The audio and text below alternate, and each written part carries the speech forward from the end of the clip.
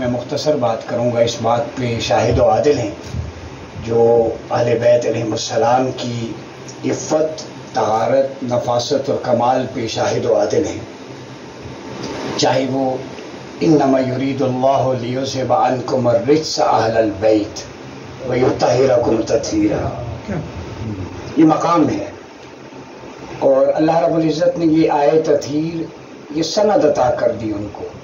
کہ ناپاکی اور خبث آپ کے قریب بھی نہیں آ سکتا، اللہ نے اس کو دور کر دیا ہے نفوس قدسیہ سے۔ دوسرا جو آیت مبالغہ ہم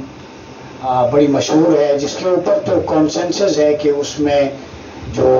white commentary of the holy Quran سیدنا ابن عباس ہوں یا امام قرطبی ہوں، امام آلوسی ہوں، روح المعانی، اہل سنہ سے لے کر جتنے بھی ہیں ان کا اجماع ہے اس بات پہ کہ جب فَقُلْ تَعَالُوا نَدْعُ أَبْنَاءَنَا وَأَبْنَاءَكُمْ وَنِسَاءَنَا وَنِسَاءَكُمْ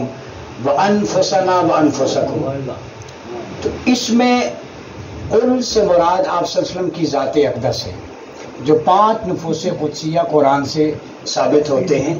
نفوس مطہرہ، جو عرف عام میں ہمارے معاشرے میں لفظ 5 تن پاک بولا جاتا ہے، تو وہ 5 تن آپ صلی اللہ علیہ وسلم کے ہیں اور پاکیزگی انہیں اللہ نے عطا کی، وہ ڈیوائن سرٹیفائیڈ ہے، انہیں پاکیزگی کا سرٹیفکیٹ کسی سے لینے کی ضرورت نہیں، اللہ نے عطا کیا۔ قل سے مراد حضور کی ذات ہے۔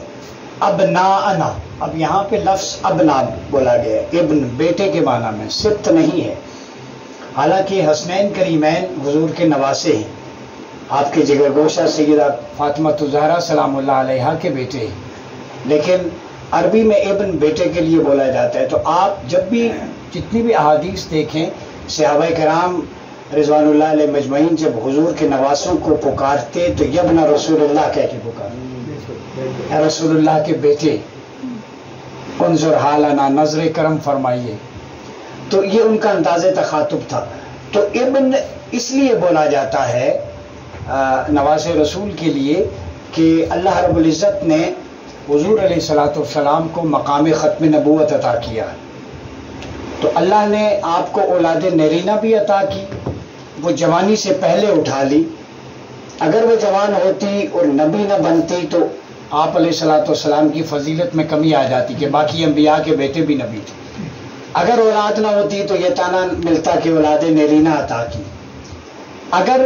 وہ اولاد جوان ہو جاتی اور نبی بن جاتے تو ختم نبوت باقی نہ رہتی، تو اللہ نے اولاد بھی عطا کر دی، ختم نبوت باقی رکھنی تھی، تو وہ سورہ کوثر کی جو معارف ہے وہ سمجھیں تو اللہ نے اپنے حبیب کی نسل کو، ذریت کو، ان کی بیٹی سیدہ کائنات کے نسل سے چلایا جو قیامت تک چلے گی۔ وہ خیر کثیر سے مراد امام جعفر الصادق علیہ السلام، آپ فرماتے ہیں اس سے مراد اہل بیت اطہار بھی ہیں، ان کی کثرت ہے، اور قیامت تک حضور کی نسل چلے گی۔ تو یہ 2 بیٹے ہیں، ابناءنا ونساءنا ونساءکم۔ اب نساء بھی جمع کے لیے بولا جاتا ہے، عربی میں جمع 3 یا 3 سے زائد پہ ہے، 2 کو اثنین کہتے ہیں، 1 کو واحد، اور 3 یا 3 سے زائد جمع نساءنا، بہت ساری عورتیں۔ تم اپنی خواتین کو بلاؤ، میں اپنی خواتین کو بلاتا ہوں، لیکن کریم آقا علیہ الصلوۃ والسلام نے، اللہ کا حکم ہے اپنی عورتوں کو بلاؤ، لیکن کریم آقا علیہ الصلوۃ والسلام جب بلاتے ہیں تو اپنے جگر کے ٹکڑے فاطمہ کو بلاتے ہیں۔ اب یہاں پہ تعارض تو نہیں آ سکتا، ظاہراً تو آتا ہے، اللہ کا حکم ہے عورتیں بلاؤ، حضور اکیلی اپنی بیٹی کا انتخاب کرتے ہیں۔ تو آپ نے جب دیکھا تو صحابیات میں بھی جلیل القدر خواتین تھی، امہات المؤمنین میں کوئی عفت و عصمت کا پیکر، کوئی علم و فضل کا، لیکن یہاں پر ان عیسائیوں کا مقابلہ کرنے کے لیے ایسے کردار کی ضرورت تھی کہ جو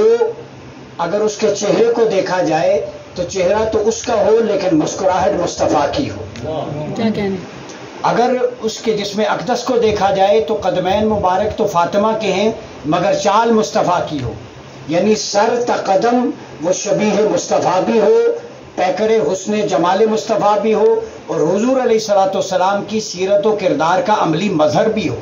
تو یہاں پر ایک ملٹی سائیڈڈ پیکج کی ضرورت تھی۔ ہمیں کسی کے علم و فضل سے انکار نہیں ہے، ہر کسی کا اپنا کمال ہے، لیکن وہ انفرادی ہے۔ یہاں پر ایک اجتماعی کمال کی ضرورت تھی جو آقا علیہ الصلوۃ والسلام نے سیدہ کی طرف اشارہ کیا، ونساءنا، یہ ساری خواتین کے عالم کی نمائندہ ہیں. سیدۃ النساء اہل الجنہ بھی کہا اور عالمین بھی کہا، جنت کی خواتین کی بھی اور عالمین کی خواتین کی بھی. تو لیڈنگ رول اہل بیت کا مقام قرآن کی روشنی میں یہ ہے کہ جب چیلنجنگ انوائرمنٹ ہو تو قرآن نے یہ سلیکشن کر دی تو اس کے لیے حسن و حسین ہیں، یہ پہلے سے طے شدہ تھا.